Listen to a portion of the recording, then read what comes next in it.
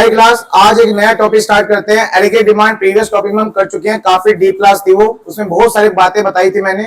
एक बार आपको फिर से रिवीजन करा देता हूँ। एग्रीगेट डिमांड में क्या होता है, जितने भी प्रोडक्ट है हमारे गुड्स एंड सर्विस इकोनॉमी में, उसे डिमांड करने वाले कौन कौन है? सारे सेक्टर ही हमारे क्या बन गए थे? कंपोनेंट्स। इसका मीन्स जैसे हाउस होल्ड एक्सपेंडिचर वो डिमांड करते हैं, गवर्नमेंट डिमांड करता है, इन्वेस्टमेंट एक्सपेंडिचर मतलब जो फॉर्म सेक्टर डिमांड करते हैं, और लास्ट में कौन करता है डिमांड? Foreign sector. इसमें हमने नेट एक्सपोर्ट का है, एक्सपोर्ट माइनस इंपोर्ट। बच्चों इसकी हमने शेड्यूल बनाया था, डायग्राम बनाया था, काफी डीप बात हुई थी। जिसको थोड़ा याद नहीं है वो प्रीवियस क्लास में जाके देख लेना एक बार। चलो तो आज आगे पढ़ते हैं। आज का टॉपिक हमारा एग्रीगेट सप्लाई। एक हो गया एडी, एक होता है एएस। एएस मतलब एग्रीगेट सप्लाई, ठीक है। तो पढ़ाने से पहले एक बात समझा देता हूं आपको कि basically aggregate demand, aggregate supply होता क्या है। तो एग्रीगेट सप्लाई बेसिकली है क्या? देखो बच्चों, अगर मान लो आप लोग पूरे देश में सप्लाई कर रहे हो गुड्स एंड सर्विस की, पूरे देश में सप्लायर कौन है? गुड्स एंड सर्विस के आप ही लोग हो। बस हर एक चीज, छोटी छोटी से लेकर बड़ी से बड़ी चीज, गुड्स एंड सर्विस सब आप लोग ही सप्लाई करते हो, मतलब बेचते हो। तो जब सारे फॉर्म सेक्टर मिलके सारे गुड्स एंड सर्विस की मार्केट में क्या करेंगे? सप्लाई करेंगे, तो उसे क्या बोल देंगे हम? Aggregate supply. अच्छा एक बात बताओ, जब मार्केट में बेचोगे तो उसका एमआरपी होगा या नहीं होगा? होगा या नहीं होगा? सारे क्यों नहीं बोल रहे? ये कभी कंफ्यूजन है। अगर आप मार्केट में जब बेचोगे तो उस प्रोडक्ट का एक प्राइस होगा या नहीं होगा? होगा ना। चलो तो एक मान लेते हैं कि आप लोग पूरे इंडिया में सप्लाई कर रहे हो गुड्स एंड सर्विस, और उन सबकी एक एमआरपी है, और एमआरपी को हम प्लस कर देते हैं, सारे गुड्स एंड सर्विस के एमआरपी को प्लस कर देते हैं। बच्चों मान लो कि 4 लाख करोड़ रुपए है। कितना है? कितना है? तो बच्चों 4 लाख करोड़ रुपए का आप मार्केट में अपने गुड्स एंड सर्विस सप्लाई कर रहे हो। क्या बोलेंगे इसको? Aggregate supply. क्यों? अच्छा एक बात बताओ, आपका आउटपुट जो तैयार है वो कितने का है? 4 लाख करोड़ का। इसको मैं नेशनल आउटपुट भी बोलूंगा। क्या? National output. तो एग्रीगेट सप्लाई को एक और नाम से जानते हैं, क्या? National output. क्यों बोल रहा हूं? क्योंकि आप लोगों ने आउटपुट जो तैयार किया है पूरे देश में बेचने के लिए या बाहर बेचने के लिए, कैसे भी बाहर ही बिकता है, तो उसे मैंने क्या नाम दिया है? एक और नेशनल आउटपुट। कि आप पूरे देश का आउटपुट कितना है। आउटपुट मींस जो प्रोडक्ट बनके तैयार है, बिकने के लिए तैयार है। समझ में आ गया? तो एग्रीगेट सप्लाई का दूसरा नाम क्या है? क्या है? अच्छा एक बात बताओ, मैंने फर्स्ट चैप्टर में आपको एक बात बताई थी, हर कोई बंदा कहां से कमाता है? हर कोई पर्सन कहां से कमाता है? हाउस होल्ड सेक्टर कहां से कमाता है? कहां से कमाता है? फॉर्म सेक्टर से कमाता है। तो देखो अभी आप किस में आ रहे हो? फॉर्म में। या आप सप्लाई कर रहे हो तो किस में आओगे? फॉर्म में आओगे ना। अगर आप 4 लाख करोड़ का सामान बेचते हो तो उसे कहेंगे हम एग्रीगेट सप्लाई, उसे हम क्या बोलेंगे? National output. अब जब आप सामान बेचोगे 4 लाख करोड़ का, तो आपके पास पैसे भी कितने आएंगे? 4 लाख करोड़। अपने यहां से सर्कुलर फ्लो ऑफ इनकम, ठीक है, उसमें जितने का बेचता है उतने पैसे उसके पास वापस घूम के आ जाते हैं। अब वो 4 लाख करोड़ रुपए जब आपके पास आएंगे तो क्या करोगे उस पैसों का? सबसे पहले फैक्टर ऑफ प्रोडक्शन जिसने लगाया है, आप क्या दोगे उनको? Factor payment. हाँ या ना? ये बात कहां पढ़ी थी हमने? Circular flow of income first chapter में। कि जैसी फॉर्म सेक्टर रेवेन्यू जनरेट करता है सामान बेचकर, तो वो क्या करता है? सबसे पहले खर्चे करता है। खर्चे कैसे? जहां से क्या आया था? लैंड, क्या देगा उसको? रेंट। लेबर जहां से आए थे उनको वेजेस। कैपिटल जहां से आया? Profit, sorry interest. कैपिटल जहां से आया उनसे क्या दिया? इंटरेस्ट। और एंटरप्रेन्योर को क्या दिया उन्होंने? तो बच्चों पूरे 4 लाख करोड़ रुपए उसने इसी चीज में बांट दिए, और अपने आप को भी क्या दिया उसने? वो भी तो देश का हिस्सा ही है, वो भी तो वो बंदा भी तो देश का हिस्सा ही है। आप लोग भी देश का हिस्सा ही हो, तो आप लोग अपने को क्या दोगे? प्रॉफिट। तो मुझे बताओ पूरे देश में बटा कितना पैसा? 4 लाख करोड़। और जो बटा वो लोग की इनकम हो गई ना, तो मैं क्या इसको नेशनल इनकम भी नहीं कह सकता? तो बच्चों एग्रीगेट सप्लाई ही क्या होता है? नेशनल आउटपुट ही क्या होता है? National income. तो मैं ये कह सकता हूं कि एग्रीगेट सप्लाई ही क्या है? नेशनल इनकम है। एग्रीगेट सप्लाई ही क्या होती है? नेशनल इनकम होती है। तो एग्रीगेट सप्लाई ही क्या है? National income. समझ में आ गया? क्योंकि देश का जितना फॉर्म सेक्टर जितना बेचेगा वही एग्रीगेट सप्लाई है, वही नेशनल आउटपुट है। और जब उसको पैसा रिसीव होगा तो वो पैसा क्या करेगा? पहले खर्चे करेगा। जैसे वो खर्च करेगा किसी की इनकम बनेगी, पूरे देश में वो पैसा बटेगा, और देश का पैसा क्या होता है, देश की इनकम क्या होती है, नेशनल इनकम। बच्चों पूरा देश जो कमाता है क्या करता है उस इनकम का? आप भी तो देश के पार्ट हो, आप भी तो कमाते होंगे ना, आपके घर में तो कमाते होंगे। क्या करते हैं आप उस इनकम का? क्या करते? सारा खर्च कर देते हो। तो क्या करते हो बच्चों बताओ? पहले खर्च करते हो, मतलब कैंसल एक्सपेंडिचर, फिर बचा हुआ। तो बच्चों नेशनल इनकम को हम क्या करते हैं, पहले कुछ खर्च और कुछ सेविंग। नेशनल इनकम को ही हम क्या बोलते हैं? तो एग्रीगेट सप्लाई का फॉर्मूला क्या बन गया? एडी का फॉर्मूला क्या होता है? दो बार समझ में आ गए? मुझे आपको ये फॉर्मूला बताना था, इसलिए मैंने आपको पूरा ये कहानी समझाई कि इसलिए मैंने आपको पूरी कहानी समझाई कि एडी का फॉर्मूला क्या पढ़ा था हमने। अच्छा थ्योरी में फॉर्मूला था एडी का सी प्लस आई प्लस जी प्लस नेट एक्सपोर्ट, पर न्यूमेरिकल में क्या बताया था मैंने? सी प्लस आई, और एएस का फॉर्मूला क्या है? C plus S. मैंने आपको प्रूफ करके बताया कि एएस का आंसर, एएस का जो फॉर्मूला है वो सी प्लस एस क्यों है, क्योंकि एएस ही क्या होता है? नेशनल इनकम, और नेशनल इनकम को हम क्या करते हैं? कुछ खर्च और कुछ सेव कर लेते हैं, है ना। इसलिए एग्रीगेट सप्लाई का फॉर्मूला क्या है? Consumption plus saving. समझ में आ गया? चलो अब मैं आपको एक शेड्यूल बता रहा हूं, वही शेड्यूल लूंगा जो पहले हमने लिया हुआ था। इनकम, कंजप्शन, इन्वेस्टमेंट नहीं लूंगा क्योंकि आई की जरूरत है क्या इस बार? क्या फॉर्मूला लगाना है हमें? AS equal to C plus, तो मैं क्या लूंगा अब? एस, और क्या लूंगा? एएस। बच्चों इनकम कहां से स्टार्ट किया था याद है? फिर कितना कितना बढ़ाया था? 10 से, बहुत बढ़िया। कंजप्शन कहां से स्टार्ट किया था और क्या नाम दिया था इस 5 को हमने? सी बार, ऑटोनॉमस कंजप्शन। क्या होती है इसकी डेफिनेशन?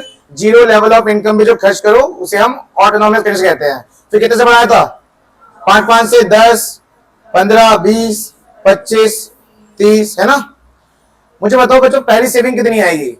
आपके पास जीरो इनकम है, आप 5 रुपए खर्च कर रहे हो, तो आप सेव कर रहे हो या डिस सेविंग कर रहे हो? डिस सेविंग होता है पैसा निकालना सेविंग से, तो यहाँ पे क्या हो रहा है? डिस सेविंग हो रहा है। कितना?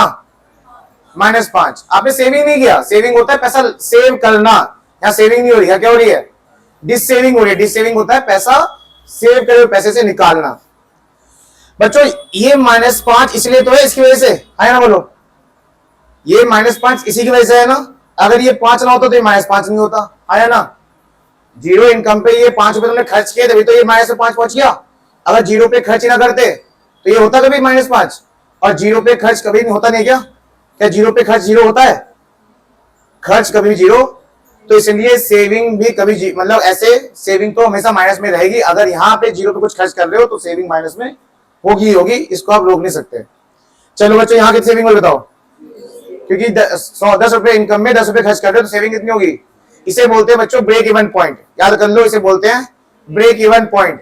तो अगर एग्जाम में आ जाए ना 1 मार्क्स में कि ब्रेक इवन पॉइंट क्या होता है, तो आप बोलोगे ब्रेक इवन पॉइंट वो पॉइंट होता है जहां पे इनकम और खर्चे बराबर होते हैं और सेविंग, इनकम और खर्चे बराबर होते हैं और सेविंग जीरो होती है। चलो उसके बाद बच्चों सेविंग स्टार्ट हो जाएगी। अब कितना सेविंग होगा यहाँ पे? 5, 10, 15 और 20। बच्चों एग्रीगेट सप्लाई निकालते हैं, क्या होता है? C plus S. C plus S होता है फॉर्मूला। चलो बताओ पहले कितना आएगा? 0, उसके बाद 10, उसके बाद 20, 30, 40, और बच्चों एग्रीगेट सप्लाई ही नेशनल इनकम होती है ना, बताया था। नेशनल इनकम ये लिखी, सेम है दोनों लाइन से। ये एग्रीगेट सप्लाई तो नेशनल इनकम होती है, बताया था ना ऊपर भी, और ये नेशनल इनकम ही तो लाइन है, ये वाली पहली वाली भी, तो दोनों सेम ही तो है, क्योंकि नेशनल इनकम। ठीक है चलो अब इसके आते हैं किस पे? डायग्राम पे आ जाते हैं बच्चों। इसकी ये तो पीडीएफ मैंने आपको भेज रखी है, आप वहां भी देख सकते हो सारी बातें। ये कौन सा एक्सिस हो गया? X Y origin. यहाँ पे आएगी बच्चों बस इनकम, यहाँ आएगा कंजप्शन लाइन भी, सेविंग लाइन भी, और एग्रीगेट सप्लाई लाइन भी यहीं पे आएगी। बताओ इनकम लास्ट कितना है? 50, 10, 20, 30, 40 और 50। बच्चों खर्च सी एस और ए एस में सबसे मैक्सिमम नंबर क्या है? सी एस और ए एस में मैक्सिमम नंबर क्या है इसमें तीनों में? 50 नहीं है, तो इसमें क्या ले लेते हैं?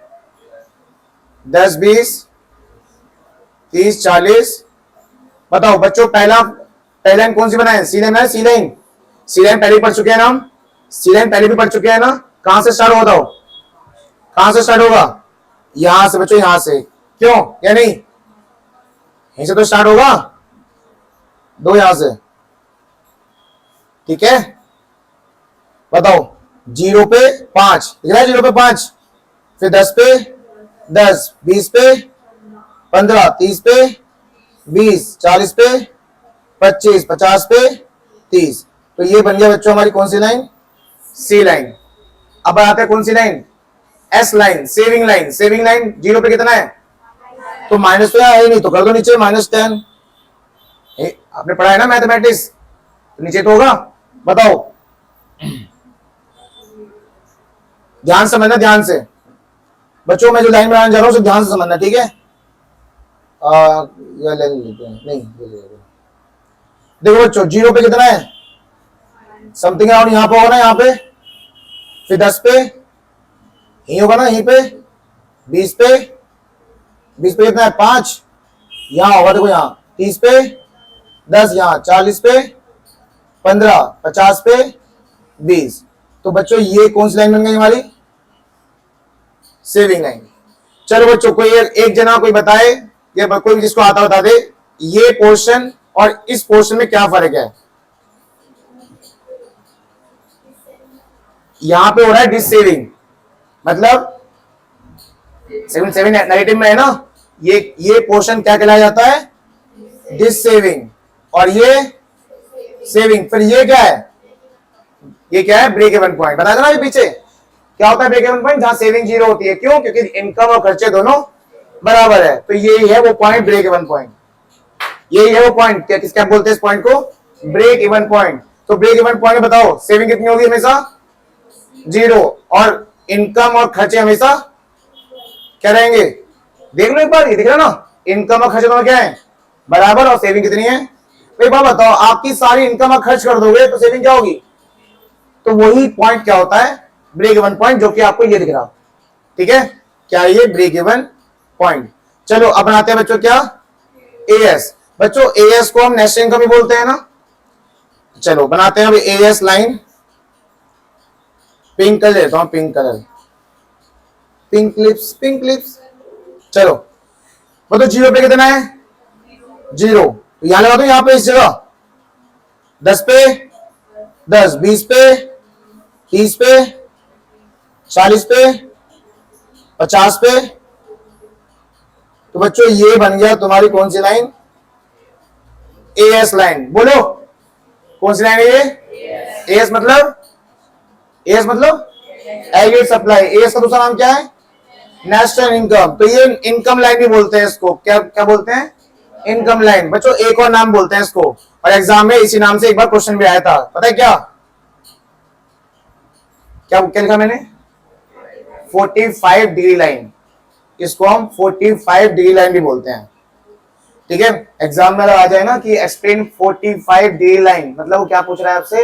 एग्रीगेट सप्लाई लाइन पूछ रहा है। तो एग्रीगेट सप्लाई डेफिनेशन, उसका शेड्यूल और उसका डायग्राम। चलो अब मैं आपको शुरू से बताता हूं इसमें लिखा क्या है थ्योरी में। ये तो कंप्लीट हो गया, ठीक है। एक बार इसमें देखो लिखा क्या है। आओ क्या लिखा है देखो एग्रीगेट सप्लाई में। Aggregate supply refers to the money value of all the final goods and service that all the producer, all the producer बनाया था मैं आप लोगों को, all the producer are willing, चाहते हैं क्या करना? सप्लाई करना। कहां पर? एक टाइम पीरियड के अंदर। नेशनल एग्रीगेट सप्लाई क्या होती है? National output. नेशनल आउटपुट क्या होती है? इसीलिए नेशनल इनकम का फॉर्मूला क्या होता है? C+S। और एग्रीगेट सप्लाई का फॉर्मूला भी क्या होगा? C+S। बच्चों ये आपका वही शेड्यूल, सेम टू सेम, ठीक है। इनकम वही है, कंजम्पशन वही है, सेविंग भी वही है, और ये आपका एग्रीगेट सप्लाई और इनकम दोनों बराबर होते हैं। तो दोनों देखो आप बराबर ही है ये, ठीक है। अपने आप से लिखा नहीं, क्या कैसे आता है? यस, इनको करके सम करके, ठीक है। इनको सम करके क्या बन गया? एएस बन गया। डायग्राम में कोई दिक्कत है बच्चों? ये कौन सा पॉइंट है बताना फिर से एक बार? Break even point. ये क्या है? Dissaving. ये क्या है? सेविंग है, ठीक है। चलिए आपका एग्रीगेट सप्लाई टॉपिक भी खत्म हो गया, ठीक है। अगला टॉपिक कराता हूं नेक्स्ट पार्ट में।